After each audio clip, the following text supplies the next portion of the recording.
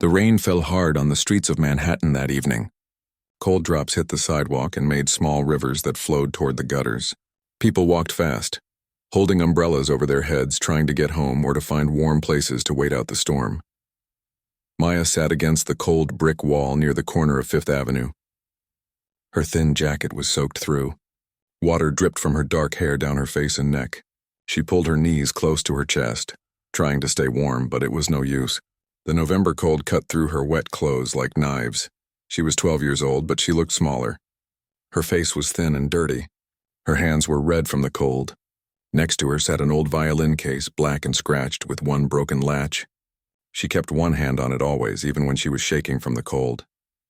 Across the street, bright lights glowed from inside a fancy restaurant called the Golden Lotus.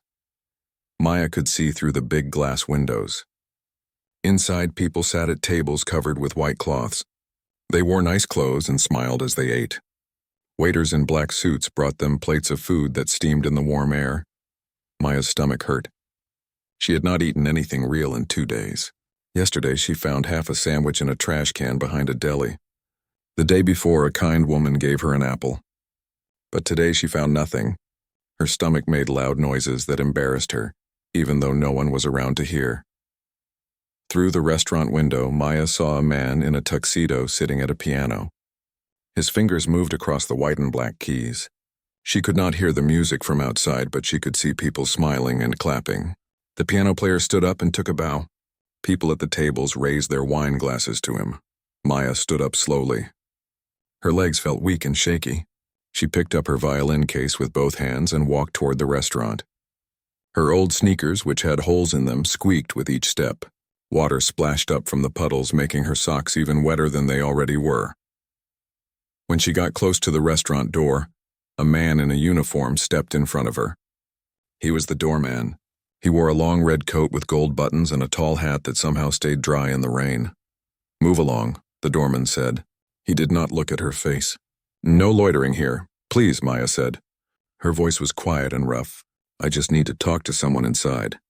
"Not a chance," the doorman said. He pointed down the street. "Go on." "You're bad for business." Maya did not move. She held her violin case tighter. "I can play music. I just want to ask if I can play for some food." "Just a little bit of food." The doorman laughed, but it was not a nice laugh. "Yeah, right. A kid like you playing music in the Golden Lotus? That's funny. Now get lost before I call the cops." Maya's eyes filled with tears, but she did not let them fall. She had learned not to cry on the streets. Crying did not help anything. It just made you look weak, and weak people got hurt. She turned away from the door and walked to the side of the building. There was a small alley there, and she saw a door that said "Staff Only" on it. She sat down on the ground near that door, still holding her violin case. After a few minutes, the staff door opened. A man came out holding a pack of cigarettes. He wore a white chef's coat, but Maya could tell from his fancy watch and the way he carried himself that he was not just any chef. He was the manager, or maybe even the owner. The man did not see Maya at first. He lit his cigarette and took a long breath of smoke. Then he let it out slowly, watching it disappear into the rain. "Excuse me, sir," Maya said. The man jumped a little, surprised. He looked down and saw her sitting there in the rain. His face showed confusion, then annoyance. "What are you doing here?" he asked. "This is private property." Maya stood up quickly. She held out her violin case in front of her like an offering. "Please, sir. My name is Maya. I can play the violin. I'm really good. If you let me play just one song for the people inside, I'll work for just a piece of bread. That's all I need." "Just one piece of bread." The man stared at her. For a moment his face softened, like maybe he felt sorry for her. But then his expression went back to being hard and businesslike.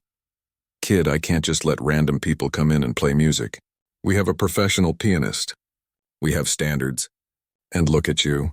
You're soaking wet and you look like you haven't had a bath in weeks. My customers would be upset." "I'll stand in the corner," Maya said quickly. Her words came out fast, desperate. "They won't even notice me. I'll play just one song. If they don't like it, I'll leave right away. I won't ask for anything, but if they do like it, maybe you could just give me something small to eat. Anything, even just bread." The man, whose name was David Chen and who owned the restaurant, took another drag from his cigarette. He studied Maya's face. She met his eyes without looking away, even though she was scared. There was something in her eyes that was different from other homeless kids he had seen. There was pride there, dignity. It made him uncomfortable. "No," he said finally. "I'm sorry, but no, I can't do that. If I help you, then every homeless person in the city will come knocking. I have a business to run." Before Maya could respond, the staff door opened again. 4 teenagers came out, laughing and talking loudly. They were probably 16 or 17 years old. The boys wore expensive sneakers and designer jackets. The girls had perfect hair and makeup. They were customers' kids, probably waiting for their parents to finish dinner. "Oh my God," one of the girls said when she saw Maya. "Is this girl actually begging?" "She's not just begging," one of the boys said. He had been close enough to hear the conversation. "She's trying to trade music for food. Like this is medieval times or something." The teenagers started laughing. One of the boys pulled out his phone and pointed it at Maya, starting to record a video. "Wait, this is going to be hilarious," he said. "Homeless kid thinks she's a musician." Maya felt her face get hot, the embarrassment mixed with anger in her chest. But she did not run away. She stood straighter and looked at the boy with the phone. "I am a musician," she said. Her voice was stronger now. "And I'm good. Better than your pianist inside." This made the teenagers laugh even harder. The girl who spoke first put her hand over her mouth in mock shock. "Oh, she's got attitude," the girl said. "This is too good." "Play for us then," another boy said. He was tall with blonde hair. "Come on, little street rat. Show us what you've got. We could all use a good laugh." Mr. Chen, who had been watching this with growing discomfort, tried to wave the teenagers away. "That's enough. Go back inside. All of you." But the teenagers did not listen. They were enjoying this too much. More people started gathering. A waiter came out to see what the commotion was about. 2 more customers came out, curious about the noise. Maya looked around at all the faces. Some were laughing. Some looked uncomfortable. Some just looked curious. She felt small and dirty and hungry and tired. But she also felt something else rising up inside her. It was the same feeling she used to get right before she walked on stage for her school concerts. It was the feeling her mother called the fire. "Fine," Maya said loudly so everyone could hear. "I'll play, but I want to make a deal." The teenagers stopped laughing and looked at her with interest. Even Mr. Chen seemed curious about what she would say next. "I'll play 1 song," Maya continued. "Just 1. If you think it's bad, if you don't like it, I'll leave right now. I won't ask for food. I won't bother anyone. I'll just go. But if you think it's good, if you really think I can play, then Mr. Chen has to give me 1 piece of bread. That's the deal." The tall blonde boy laughed again. "Oh, this is too perfect. Yeah, okay. We accept your deal. Play your little song, and when you mess up, you leave. Deal?" "Deal," Maya said. Mr. Chen looked like he wanted to say something, but he did not know what. The situation had spiraled out of his control. Part of him wanted to just send everyone back inside and make Maya leave. But another part of him was curious, and a small part of him, a part he did not like to acknowledge, wondered what this dirty, hungry, proud little girl could possibly play. "All right," Mr. Chen said with a sigh. "But you're not playing inside. You can play here in the alley. I'll give you 3 minutes." "That's it?" Maya nodded. Her hands were shaking, but not from cold anymore. She knelt down and opened her violin case. The latches clicked open with sounds that seemed too loud in the quiet moment. Inside the case was an old violin. The wood was dark and scratched. 1 corner had a chip in it. 2 of the strings looked old and worn, like they might break at any moment. The bow had seen better days too. Some of the horsehair was missing. The teenagers started snickering again when they saw the instrument. "That thing looks like it came from a garbage dump," one of the girls whispered, but loud enough for everyone to hear. "This is going to be even worse than I thought," the boy with the phone said, making sure his camera was recording. Maya did not hear them. Or maybe she did hear them, but she did not care anymore. She stood up and held the violin carefully, the way someone might hold a baby or a precious jewel. She positioned it under her chin. She closed her eyes. The rain continued to fall all around them. It made a soft rushing sound as it hit the ground and the walls and the dumpster at the end of the alley. Car horns honked in the distance. Somewhere a siren wailed. But in the alley everyone was quiet, waiting. Maya took a deep breath. She raised the bow to the strings. Her hands had stopped shaking.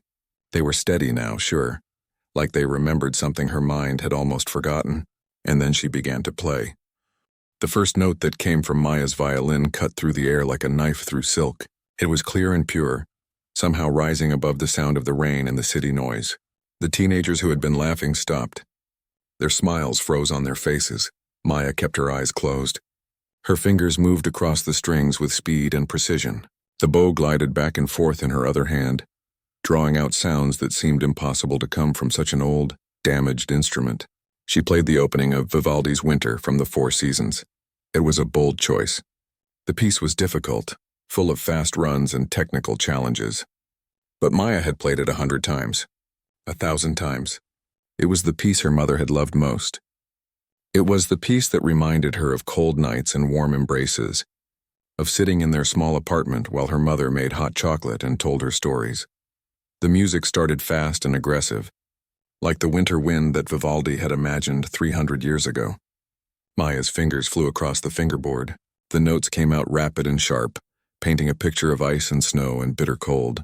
It was almost violent in its intensity. Mr. Chen felt something strange happening in his chest. He had heard the pianist inside his restaurant play classical music every night for 5 years. The man was good, professional, trained at a prestigious music school. But this was different. This was not just technical skill. This was feeling. This was pain and beauty mixed together in a way that made his throat tight.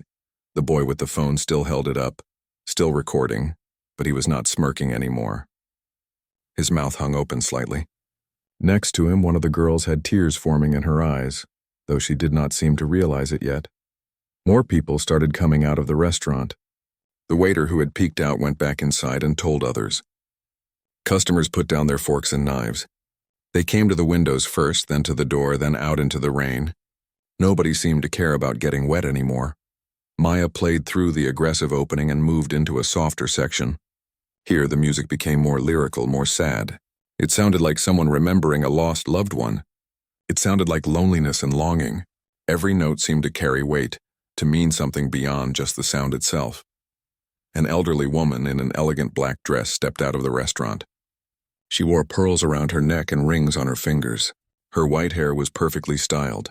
This was Eleanor Hartwell, one of the restaurant's regular customers and a former opera singer who had performed at the Metropolitan Opera for 20 years before retiring. Mrs. Hartwell had heard the finest musicians in the world. She had performed with orchestras in Vienna and Milan and New York. She knew talent when she heard it. And what she was hearing now, coming from this small, dirty, shivering girl in a rain-soaked alley, was pure, undeniable talent. Maya's playing grew more intense again. The winter storm returned in the music. Her bow moved faster. Her fingers pressed and released the strings with increasing speed. Despite the damaged violin, despite the worn strings, the music soared. It filled the alley. It seemed to fill the whole street. One of the old strings finally gave up. It snapped with a small ping sound that nobody but Maya heard. But she did not stop. She adjusted immediately, changing the fingering to work around the missing string. The music continued without pause, without any noticeable drop in quality. If anything, having to work harder seemed to make her playing more intense, more desperate, more beautiful. The tall blonde teenager who had challenged her earlier felt his eyes burning. He had made fun of homeless people before. He had walked past them without thinking much about it. They were just part of the city scenery, like pigeons or traffic lights. But this girl was not just scenery. She was a person with talent and pride and something he could not quite name but could feel in his chest. Maya's playing slowed down for the final section. The winter storm in the music was passing.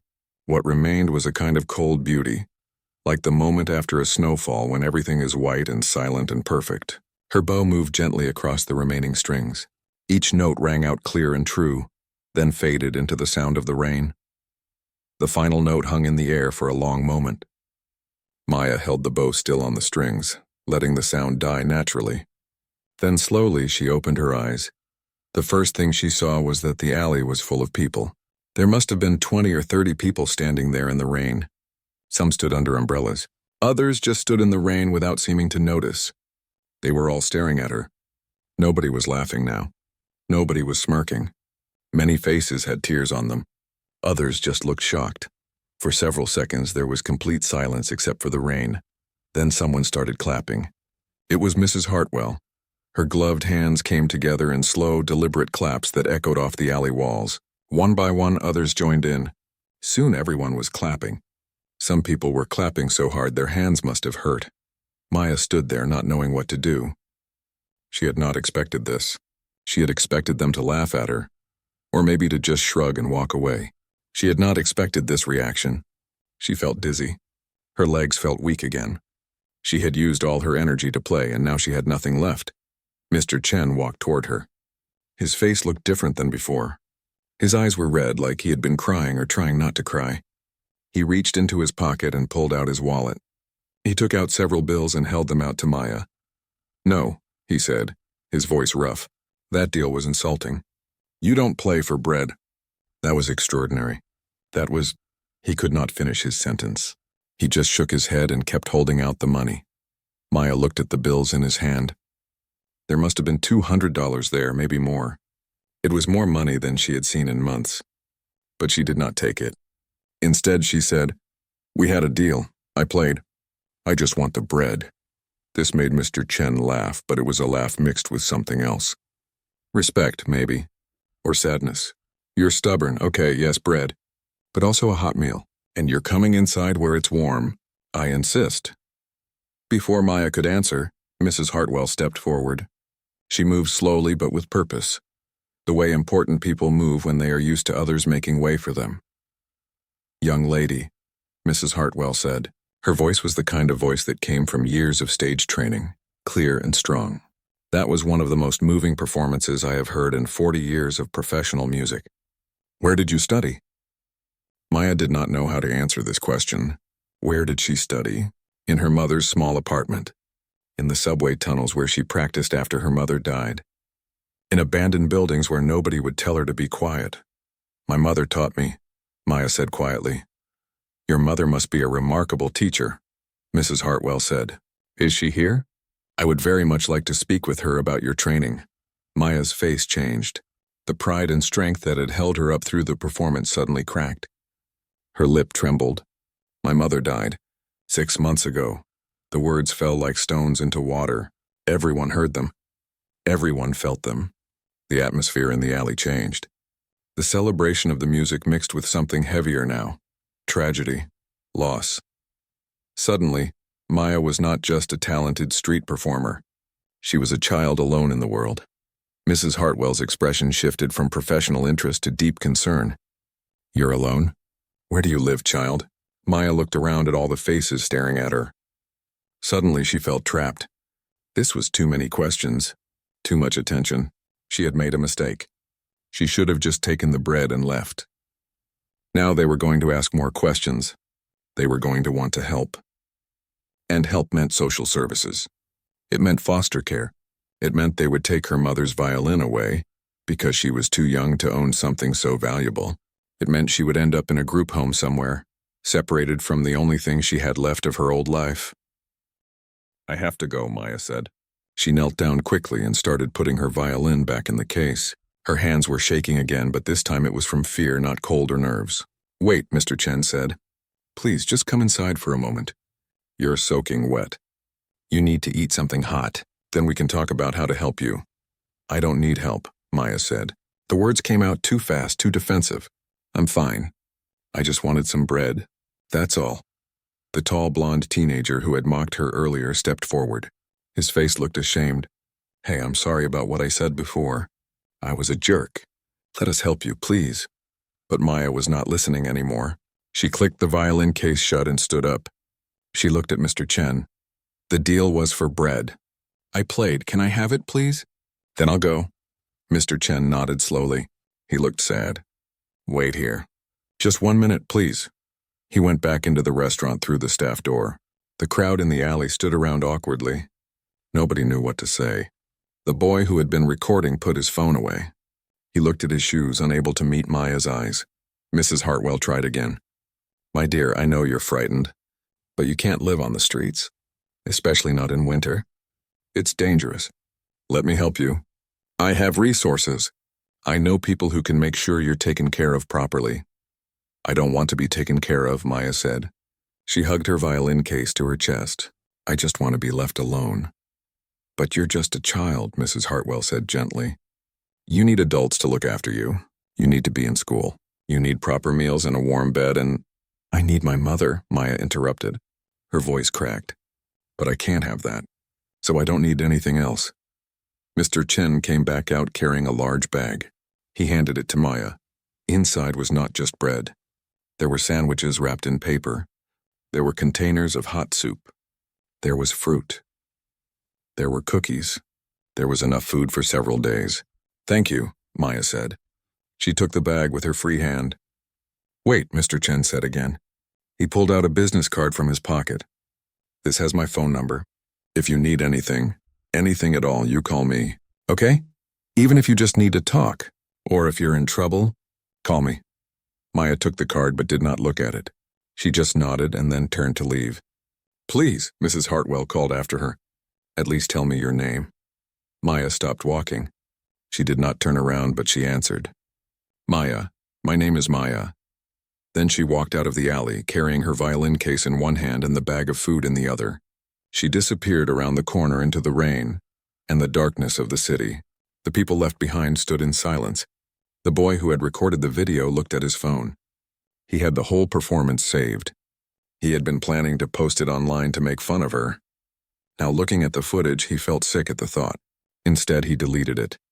Mrs. Hartwell turned to Mr. Chen. We have to find her. We have to help her. I know, Mr. Chen said, but she doesn't trust us. She's scared. If we push too hard, she'll just run farther away. That child is extraordinary, Mrs. Hartwell said. With proper training, she could be performing with major orchestras. She could have a real career, a real future. We can't just let her disappear into the city. Mr. Chen nodded. He was thinking the same thing. But he was also thinking about something else. He was thinking about how he had almost turned her away, how he had judged her for being dirty and homeless, how he had only let her play to get rid of her, not because he believed she could actually play. He thought about his own childhood. He had come to America from China when he was 14, just 2 years older than Maya. His family had been poor. They had struggled. He had been hungry many times. He had worn old clothes and been made fun of by other kids. But he had family. He had his parents and his older sister. They had taken care of each other. They had survived together. Maya had nobody. She was completely alone. And still she had dignity. Still she had pride. Still she had that fire in her eyes that said she would not give up. We'll find her, Mr. Chen said. And this time we'll do it right. Maya walked through the rain-soaked streets carrying her precious burdens. The violin case hung from one hand, the bag of food from the other. Her sneakers made wet sounds with each step. She did not have a destination in mind. She just walked because staying still meant thinking, and thinking meant remembering, and remembering hurt too much. But the memories came anyway. They always did, especially when she played. The music opened doors in her mind that she tried to keep locked. 6 months ago, Maya's life had been completely different. She had lived in a small apartment in Brooklyn with her mother, Anna. The apartment was tiny, just 1 bedroom, but it had always felt warm and full of love. Maya had slept on a fold-out couch in the living room. She never minded. She had been happy there. Her mother worked as a music teacher at a public school in the Bronx. She taught general music to elementary school kids. But her real passion was private violin lessons. After school and on weekends, students would come to their apartment for lessons. Maya would do her homework at the kitchen table while her mother taught in the living room. The sound of scales and exercises and simple songs filled their home constantly. Anna had been a violinist herself once, a good one. She had studied at a conservatory in Russia before immigrating to America. She had dreamed of playing in orchestras, of performing on great stages. But life had not worked out that way. She had gotten pregnant young with a man who left before Maya was born. She had needed to work and raise a child. The dream of being a performer faded, but she still had music. She still had her violin, and she had Maya. From the time Maya was 3 years old, Anna had put a tiny violin in her daughter's hands. By age 4, Maya was playing simple melodies. By 6, she was playing pieces that most kids did not learn until they were 10 or 11. By age 10, Maya was playing music that made her mother cry with pride. "You have a gift, my love," Anna would say, holding Maya's face in her hands. A real gift, not just skill. Anyone can learn skill with practice, but you have feeling. You have soul in your playing. That's something you cannot teach. That's something you're born with. Maya had been accepted into a special program at the Juilliard Pre-College Division. It was a prestigious program for talented young musicians. Classes started on Saturdays. Her mother had been so excited. They had celebrated with ice cream and a movie. Maya's life had seemed full of promise and possibility.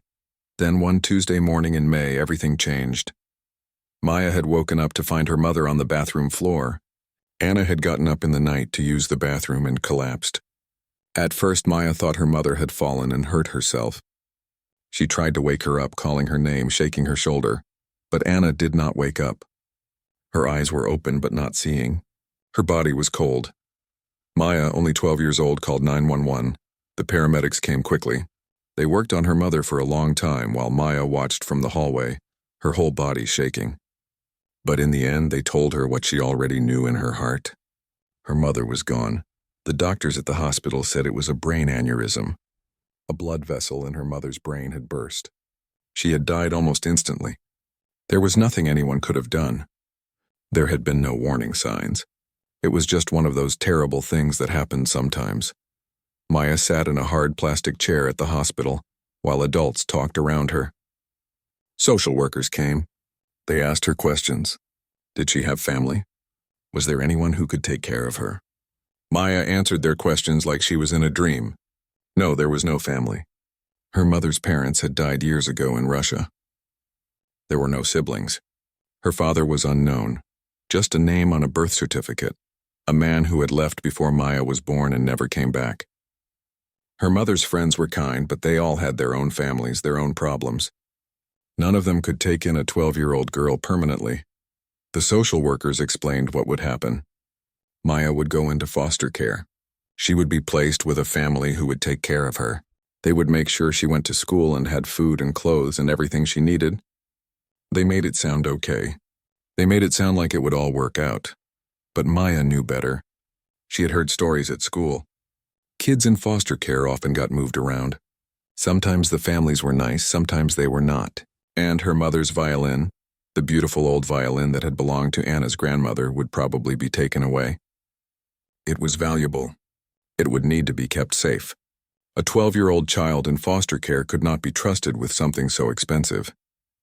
That night, Maya stayed with one of her mother's co-worker friends, Mrs. Rodriguez. The woman was kind. She made Maya soup that Maya could not eat.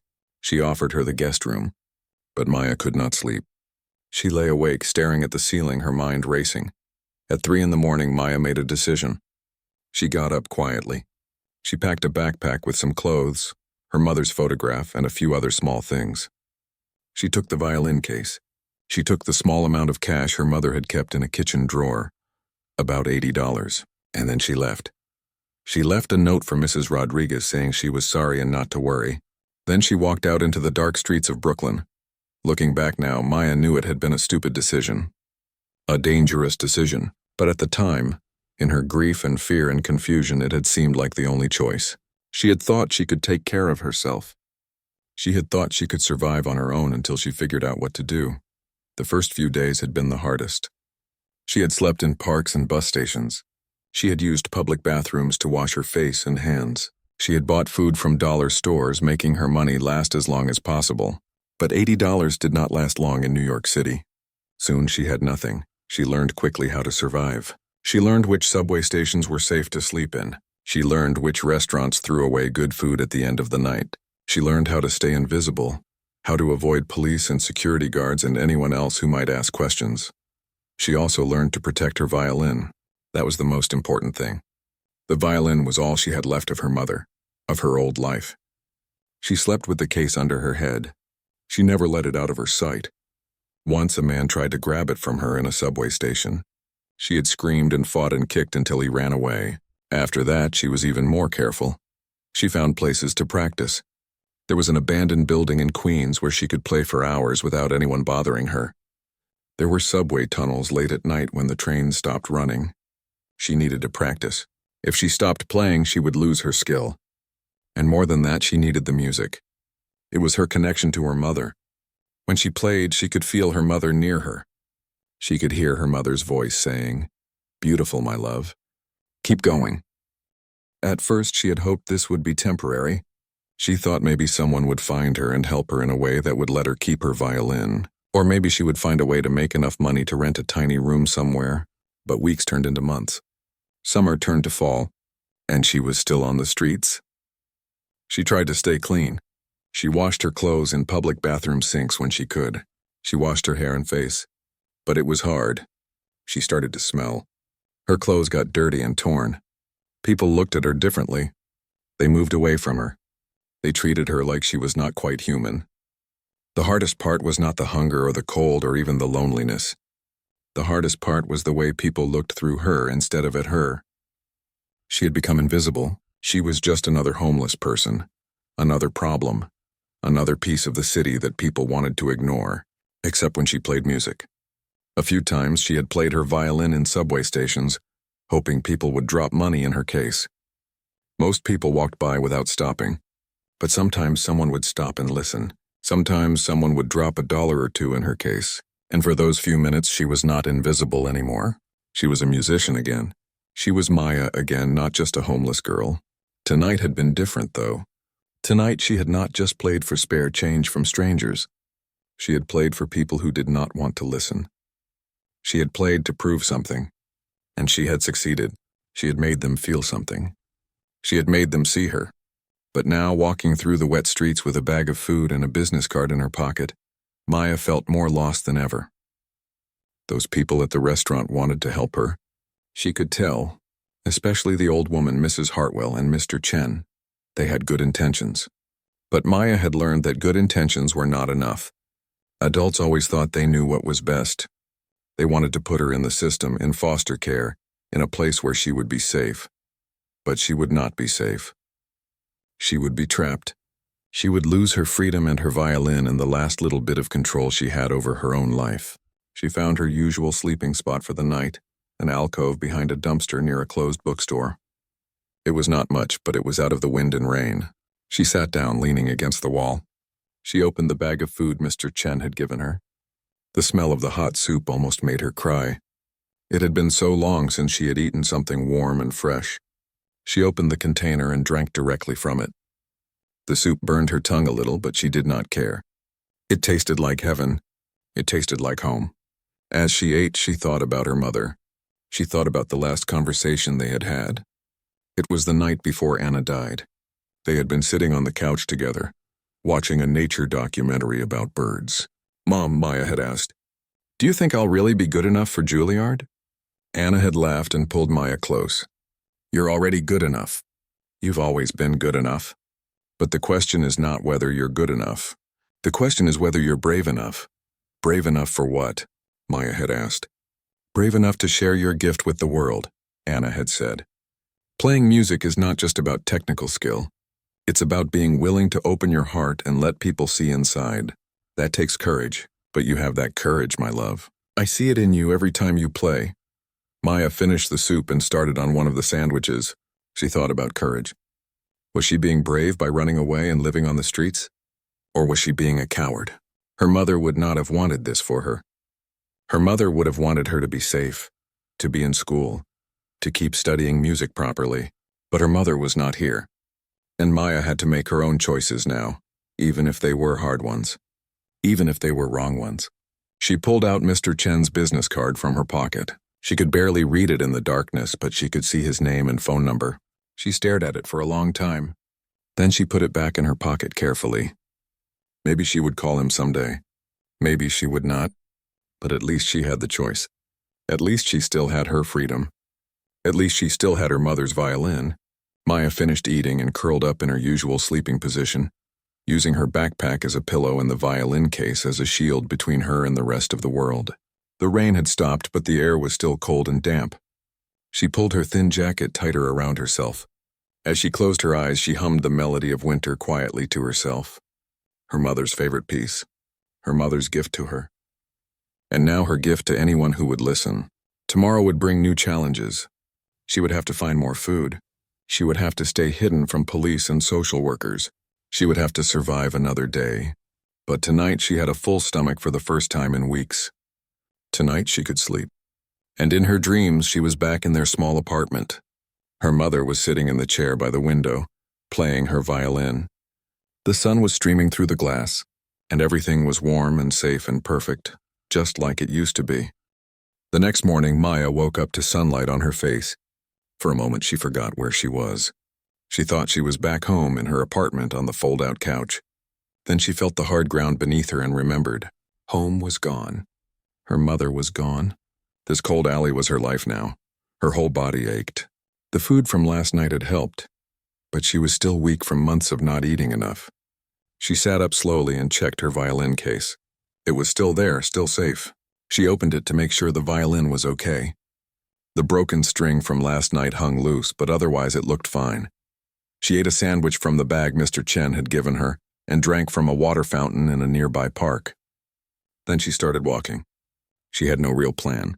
She just walked because it was better than sitting still. But as she walked through the city that morning, something strange started happening. People were looking at her. Really looking at her. Some of them seemed to recognize her. A woman walking her dog stopped and stared. A man in a business suit did a double take as he passed her on the sidewalk. Maya did not understand at first. Then she remembered the boy with the phone. He had been recording her. She thought he had deleted the video, but maybe he had not.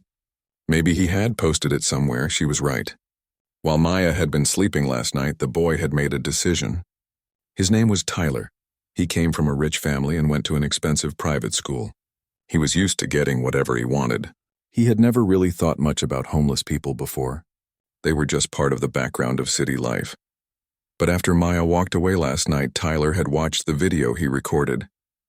He watched it 3 times. Each time he felt more ashamed of how he had treated her. The way she played was incredible. But more than that, the look in her eyes when she said, "I am a musician," had haunted him. So Tyler had posted the video on social media, but he did not post it to make fun of her. Instead, he wrote, "I was a jerk to this homeless girl tonight. I thought it would be funny to watch her fail. Instead, she played the most beautiful music I've ever heard. I'm sorry for how I treated her.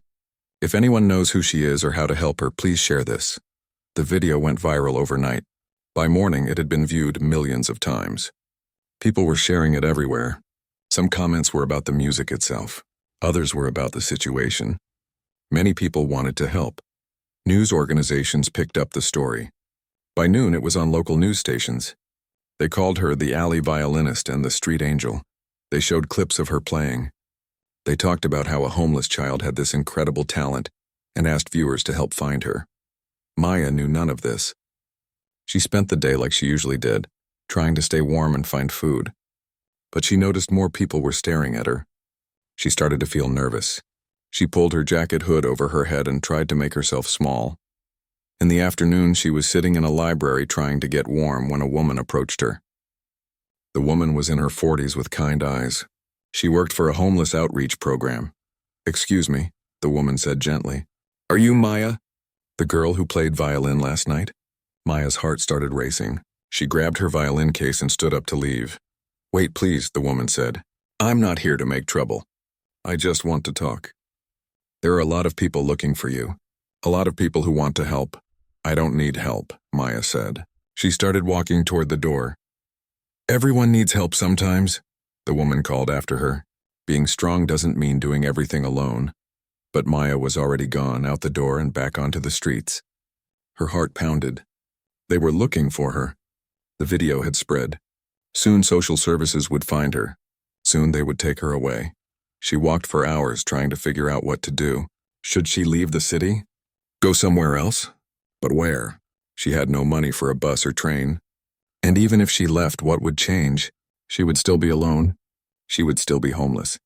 At least here she knew the streets. She knew where to find food and shelter. As evening came, Maya found herself walking back toward the Golden Lotus restaurant. She did not plan to. Her feet just took her there. Maybe it was because she was hungry again. Or maybe it was something else. Maybe it was the memory of how it felt to play last night, to be seen, to be heard, to matter. She stood across the street from the restaurant, hidden in the shadows. Through the window, she could see people eating dinner. She could see the pianist playing at the piano. Life inside went on like normal, like last night had never happened. But then she saw Mr. Chen. He came out of the front door with Mrs. Hartwell, the elegant old woman. They stood on the sidewalk, talking seriously. Mr. Chen kept shaking his head like he was worried about something. Maya started to turn away. But then Mrs. Hartwell looked up and saw her. Their eyes met across the street. For a moment, neither moved. Then Mrs. Hartwell said something to Mr. Chen and started walking toward Maya. Maya knew she should run, but something made her stay. Maybe it was tiredness. Maybe it was loneliness. Maybe it was just the look in Mrs. Hartwell's eyes, which was not pity or judgment, but something else. Recognition, maybe, like seeing one musician to another. Maya, Mrs. Hartwell said when she reached her. Thank goodness. We've been looking for you all day. I don't want to be found, Maya said, but her voice was not as strong as before. Mr. Chen had followed Mrs. Hartwell across the street. Maya, please. Just come inside for a few minutes. Have some dinner. You don't have to decide anything. Just eat something warm, that's all. Maya's stomach betrayed her by growling loudly. She had eaten the last of the food from the bag this afternoon. She was hungry again and cold, and so tired. Just dinner, she said finally. That's all. Inside the restaurant, Mr. Chen led them to a private dining room in the back. It was quiet and warm. He brought her a thick blanket and wrapped it around her shoulders. Then he ordered food from the kitchen. So much food. Soup and dumplings and noodles and vegetables and rice and things Maya could not even name. While they waited for the food, Mrs. Hartwell sat across from Maya. She studied the girl carefully. I want to help you, Mrs. Hartwell said. But I know you're scared, so I'm going to be honest with you about everything. Is that okay? Maya nodded slowly. My name is Eleanor Hartwell. I used to be an opera singer. I performed all over the world. Now I'm retired, but I work with several music education programs. I help talented young musicians get training and opportunities. When I heard you play, last night I knew immediately that you have extraordinary talent. With proper training, you could be performing with major orchestras. You could have a real career in music. Maya said nothing. She just listened. But, Mrs. Hartwell continued, to help you properly, we would need to get social services involved. You're 12 years old. You can't live on the streets. It's not safe, it's not legal, and it's not fair to you. You deserve to be in school. You deserve to have a home and adults who take care of you. They'll take my violin, Maya said. Her voice was flat, emotionless, but her hands gripped the armrests of her chair. Why do you think that? Mrs. Hartwell asked. Because it's valuable. My mother said it was worth a lot of money, and kids in foster care can't have valuable things. They'll put it somewhere safe, somewhere away from me. Mrs. Hartwell was quiet for a moment. Then she said, You're not entirely wrong. The system can be complicated. But Maya, I have connections. I have influence. I can make sure that does not happen. I can personally guarantee that you keep your violin. How? Maya asked. She wanted to believe but did not dare to. Because, Mrs. Hartwell said, I'm offering to become your foster mother. I'm already approved as a foster parent. I had my granddaughter living with me until she passed away 2 years ago. My home is already set up for a child. I have the space and the resources, and most importantly, I understand what music means. I would never take your violin away. Maya stared at her. This was not what she had expected. She had expected group homes and strangers and rules and chaos. Not this. Not a former opera singer with kind eyes offering her a real home. Why would you do that? Maya asked. You don't know me. I know your music, Mrs. Hartwell said. And I know loss. My granddaughter died of leukemia. She was 13. After she died, my house became so quiet. Too quiet, I've been lonely. Maybe helping you would help me too. The food arrived then. Mr. Chen himself brought the plates and set them on the table. Maya started eating without really thinking about it. She was so hungry. The food was delicious. Each bite tasted better than the last. Mrs. Hartwell and Mr. Chen let her eat in peace. They did not pressure her or ask more questions. They just sat there, giving her space. When Maya had finished eating, Mrs. Hartwell spoke again. You don't have to decide tonight, but I want you to think about it. I live in a brownstone in the Upper West Side.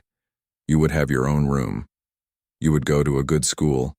You would take music lessons with the best teachers in the city. I would make sure you get into a proper music program, maybe even Juilliard pre-college like you were supposed to before. How do you know about that? Maya asked, surprised. I made some calls today after I found out your name, Mrs. Hartwell admitted. I spoke to your mother's former colleague, Mrs. Rodriguez. She told me about your mother's death and about you running away. She's been worried sick about you. Everyone has been looking for you. Maya felt tears forming in her eyes. She tried to blink them away. Mrs. Rodriguez was nice. I left her a note. She got your note, Mrs. Hartwell said gently. But a note doesn't stop people from worrying when a child disappears. Maya looked down at her empty plate. Everything Mrs. Hartwell was offering sounded good. It sounded like a dream, a warm house, good food, music lessons, safety. It was everything she had lost when her mother died. But it also meant giving up control. It meant trusting adults again. It meant entering a system that had always scared her. What if Mrs. Hartwell changed her mind? What if something went wrong? What if they took her violin anyway? I need to think, Maya said finally. Of course, Mrs. Hartwell said. She pulled out a card and wrote something on the back. This is my home address and phone number. The offer stays open. When you're ready, you can come find me or call. Anytime, day or night. Where will you stay tonight? Mr. Chen asked. I have a place, Maya lied. Mr. Chen looked at her skeptically but did not push. Instead, he pulled out a key from his pocket. This is to the storage room in the back of the restaurant. It's heated. There's a cot in there where my night manager sometimes naps. You can sleep there tonight if you want. No one will bother you. In the morning, you can leave before anyone else arrives. Maya took the key. Thank you, she said quietly. She stood up to leave. Mrs. Hartwell stood too and gently touched Maya's shoulder. Your mother would be proud of you. You know that, right? You've survived something terrible. You've shown incredible strength.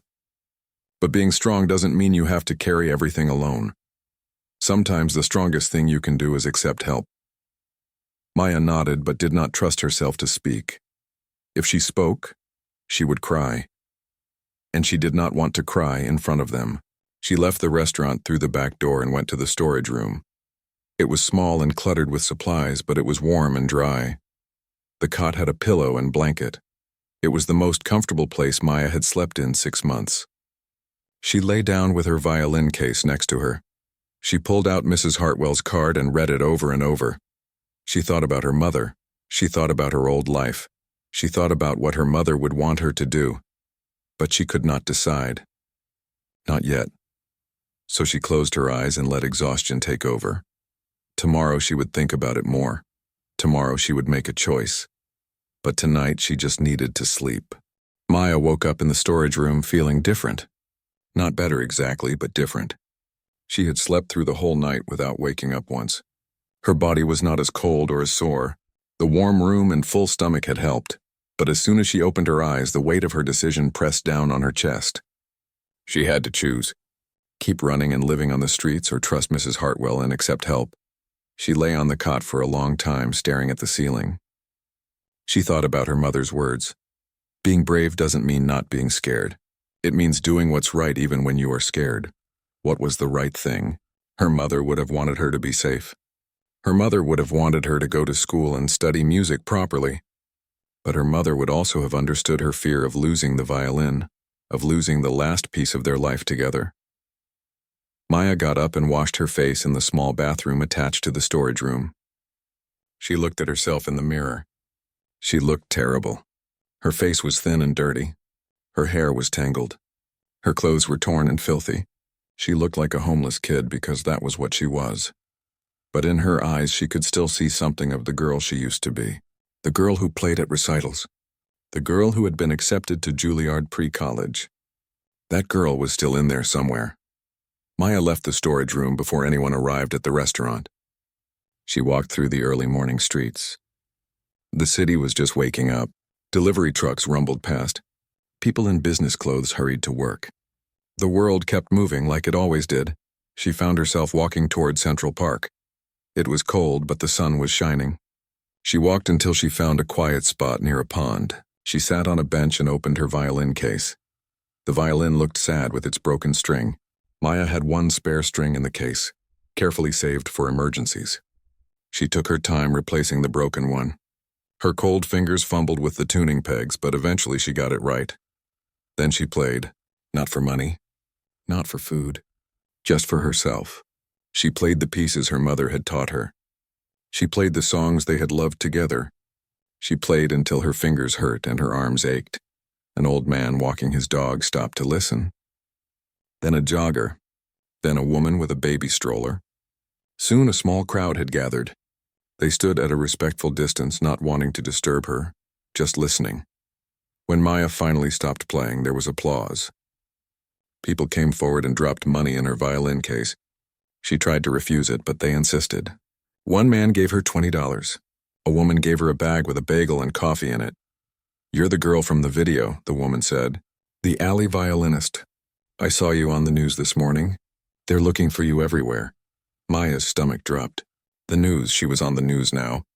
That meant even more people were looking for her. Even more pressure to decide. She packed up her violin quickly and started to leave. But as she walked away from the pond, she saw a man approaching. He was Asian, middle-aged, wearing casual clothes. It took her a moment to recognize him without his chef's coat. It was Mr. Chen. "Maya," he called out. "Wait, please." Maya stopped but did not run. There was something about Mr. Chen that made her feel less scared than she felt around most adults. Maybe it was because he had not pushed her last night, or maybe it was something in his eyes that reminded her of her mother, a kind of understanding. "How did you find me?" Maya asked. "I didn't find you," Mr. Chen said. "I was looking for you, but I didn't expect to find you. I just came here to think. This is where I come when I need to clear my head." I guess we both had the same idea. He sat down on the bench where Maya had been playing. After a moment, she sat down next to him, keeping the violin case between them like a shield. "I want to tell you something," Mr. Chen said. "About my own story. Is that okay?" Maya nodded. "I came to America when I was 14, Mr. Chen began, "from China. I came with my family, but we came illegally. We overstayed our visas. For years, I was undocumented. I was hiding. I was scared all the time that someone would find out and we would be deported." He paused, looking out at the pond. "I was afraid of the system, just like you are. I thought if we asked for help, we would be separated and sent back. So we struggled on our own. My father worked in restaurant kitchens. My mother cleaned houses. I worked too, even though I was supposed to be in school. We lived in a tiny apartment with 6 other people." "What happened?" Maya asked quietly. "I got sick," Mr. Chen said. "Really sick. Appendicitis. I was in so much pain, but I didn't want to go to the hospital because I was afraid. But finally, it got so bad that I collapsed. My sister called 911. They took me to the hospital. They saved my life." He looked at Maya. "And you know what? The hospital didn't ask about my immigration status. They just helped me. And after, a social worker helped my family apply for asylum. It took years, but eventually we got our green cards. We got legal status. We stopped hiding. My sister and I went to school properly. We learned English. We built a life here. I learned something important then," Mr. Chen continued. "I learned that the system isn't perfect. It has problems. But it also has people in it who really do want to help. And I learned that being afraid of help is not the same as being strong. Sometimes accepting help is the bravest thing you can do." Maya felt tears running down her face. She tried to wipe them away, but more kept coming. "I'm scared," she whispered. "I'm so scared of losing my violin. It's all I have left of my mom." "I know," Mr. Chen said gently. "But Maya, your mother is not in that violin. She's in you. She's in your music. She's in the way you play. Nothing can take that away. Not foster care, not social services, not anyone." "But what if they lie?" Maya asked. "What if Mrs. Hartwell says I can keep the violin, but then they take it anyway?" "Mrs. Hartwell is a powerful woman," Mr. Chen said. "She has money and connections. If she says you'll keep your violin, then you will. But more than that, I'll make sure of it. I'll be there too. I'll help watch over you. You won't be alone in this." Maya looked at him. "Why do you care so much?" You don't even know me, Mr. Chen smiled sadly. Because I see myself in you. That scared kid who was too proud to ask for help. And I see my daughter in you too. You have a daughter? Maya asked, surprised. I did, Mr. Chen said. His voice got quieter. She died when she was 10. Cancer, that was 7 years ago. Her name was Lily. She loved music too. She wanted to learn piano, but she got sick before she really had a chance. I'm sorry, Maya said. Me too, Mr. Chen said. I miss her every day. And when I saw you in that alley, holding your violin with such pride and dignity, even though you were cold and hungry and scared, I thought about Lily. I thought about the courage it takes to stand up and say, I matter. My music matters. That's what you did. They sat in silence for a while. The sun climbed higher in the sky. The park got busier with morning joggers and dog walkers. Finally, Maya spoke. If I do this, if I accept help, what happens? We call Mrs. Hartwell, Mr. Chen said. She comes and picks you up. She takes you to her house. You get cleaned up, get some rest. Then tomorrow or the next day, you meet with a social worker. They'll ask you questions. They'll do paperwork. Mrs. Hartwell will officially become your foster mother. Then you'll start your new life. What about school? You'll go to school. Mrs. Hartwell said she would enroll you in a good school in her neighborhood, and you'll go back to Juilliard pre-college. She's already called them. They still want you. Maya felt her heart beat faster. Juilliard. That had been the dream before everything fell apart. Could she really have that back? And my violin? She asked one more time. You keep it, Mr. Chen said firmly. I promise you. On my daughter's memory, I promise you that violin stays with you. Maya looked down at the violin case. She thought about her mother. She thought about everything Anna had sacrificed to give her a good life. She thought about how proud her mother had been when Maya got into Juilliard. What would her mother want her to do now? The answer was clear. Her mother would want her to be safe. Her mother would want her to keep playing music. Her mother would want her to have a real future. Okay, Maya said so quietly that Mr. Chen almost did not hear her. Okay, he repeated. Okay, Maya said louder with more certainty. I'll do it. I'll accept help.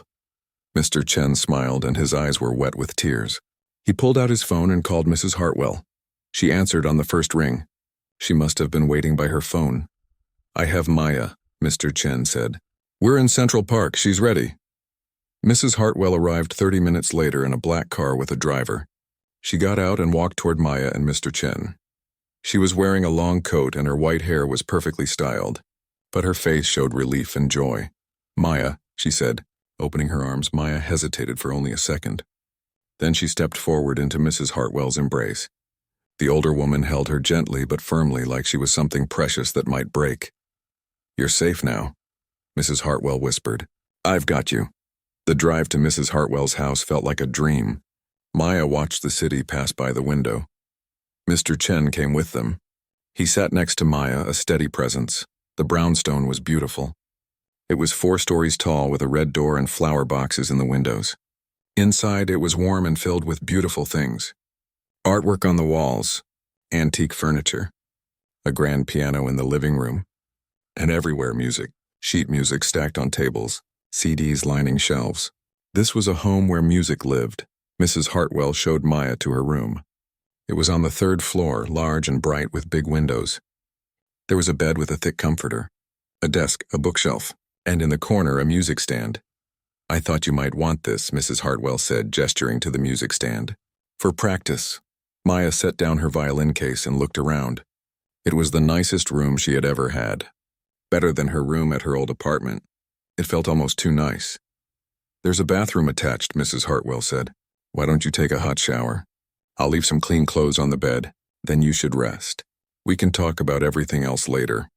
After Mrs. Hartwell left, Maya stood in the room alone. She went to the window and looked out at the street below. Everything felt surreal. Was this really happening? She took a long hot shower. It was the first real shower she had had in months. The hot water washed away layers of dirt and exhaustion. She scrubbed her skin until it was pink. She washed her hair 3 times. When she came out, there were clothes on the bed. A soft sweater, clean jeans, new socks. They fit perfectly. Mrs. Hartwell must have guessed her size. Maya lay down on the bed. The mattress was soft. The pillows were fluffy. The blanket was warm. She thought she would just rest for a few minutes, but sleep took her almost immediately. She slept for 14 hours straight. When she woke up, it was dark outside. She panicked for a moment, forgetting where she was. Then she remembered. The brownstone. Mrs. Hartwell. Safety. She got up and opened her violin case. The violin was there, safe and sound. She picked it up and played a few notes. The sound filled the room, pure and clear. There was a soft knock on the door. "Maya, are you awake?" Mrs. Hartwell's voice. "Yes," Maya called out. Mrs. Hartwell came in carrying a tray with food, soup and bread and fruit. "I thought you might be hungry. You've been asleep all day. I almost woke you, but Mr. Chen said you needed rest more than anything." "Mr. Chen was here?" Maya asked. "He stayed for a few hours, making sure you were okay. He'll come back tomorrow. He wants to be here when you meet with the social worker." They ate together in Maya's room. Mrs. Hartwell told Maya about the house, about the neighborhood, about her life. She had been married once, but her husband died young. She had one daughter who lived in California with 2 children. Her granddaughter, the one who died, had been her daughter's only child who ever lived near her. "I've been lonely," Mrs. Hartwell admitted. "This big house with just me in it. Music can only fill so much silence." Over the next few days, things slowly fell into place. The social worker came and did her assessment. Mr. Chen was there just like he promised. He answered questions and vouched for Mrs. Hartwell. The social worker was kind and understanding. She made the process as easy as possible. The paperwork was filed. Mrs. Hartwell officially became Maya's foster mother. They made it clear that the violin would stay with Maya. It was written into the paperwork. No one would take it away. Maya enrolled in school. It was strange going back to a classroom after 6 months on the streets. The other kids stared at her sometimes, especially after someone recognized her as the alley violinist from the viral video. But her teachers were kind. They helped her catch up on the work she had missed, and she went back to Juilliard pre-college. On her first Saturday class, she walked through the doors with her violin case, just like she had planned to do 6 months ago with her mother. Except this time, Mrs. Hartwell was with her instead. The teachers welcomed her. They had heard about her story. They had seen the video. They were excited to work with her. She was assigned to a violin professor who was patient and skilled and who pushed her to be better. 6 months after that terrible night in the alley, Maya performed in a concert at a prestigious venue. Mrs. Hartwell sat in the front row. Mr. Chen sat next to her. Mrs. Rodriguez, her mother's friend, was there too. Even Tyler, the boy who had filmed her, came to watch. He had become a volunteer at a homeless shelter, trying to make up for how he had treated Maya and others. Maya played Vivaldi's Winter again, the same piece she had played in the alley. But this time her violin had been professionally restored. All the strings were new. The scratches had been repaired. It sounded better than ever. As she played, Maya thought about her mother. She thought about the journey she had been on. She thought about how scared she had been and how close she came to giving up. But she had not given up. She had survived. And she had learned something important. She had learned that accepting help was not weakness. She had learned that community and connection were not chains, but safety nets. She had learned that her mother's love and teaching would always be with her, not because of a violin, but because they lived inside her heart. After the concert, there was a small reception. People congratulated Maya. They told her how beautiful her playing was. But the moment Maya treasured most was when Mrs. Hartwell hugged her and whispered, "Your mother would be so proud." Later that week, Maya went back to the subway tunnel where she used to practice when she was homeless. She brought her violin. She set up her case on the ground, but she did not put it there for money. Instead, she filled it with bread, loaves and loaves of bread that she and Mrs. Hartwell had bought from a bakery. Then she played. She played for the homeless people who still lived in the tunnels and under the bridges. She played for the people society had forgotten. She played for the version of herself who had once been one of them. People gathered to listen. Some cried. Some smiled. After she finished, they took the bread gratefully. One old woman came up to Maya with tears in her eyes. "Thank you," the woman said. "Not just for the bread, for the music. For reminding us that we're still human, that we still matter." Maya hugged her. "You do matter. Everyone matters." As she walked home that evening with Mrs. Hartwell, Maya felt a sense of peace she had not felt since her mother died. She was not the same girl she had been before.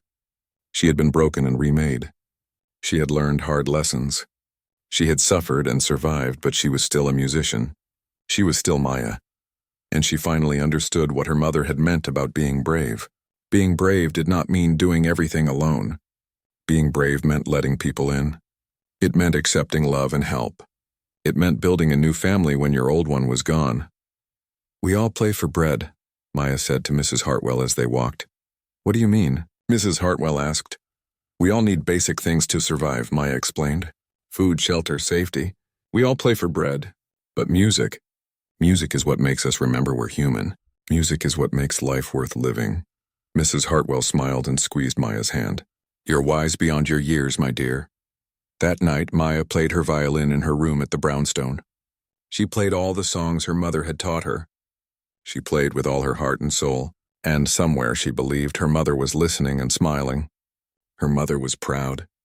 Her mother's love had survived through the music, through the courage, through the long, hard journey from darkness back into light. Maya was home. Not the home she had lost, but a new home. A home built on trust and second chances and the transformative power of art. A home where music lived and breathed and healed. And that was enough. More.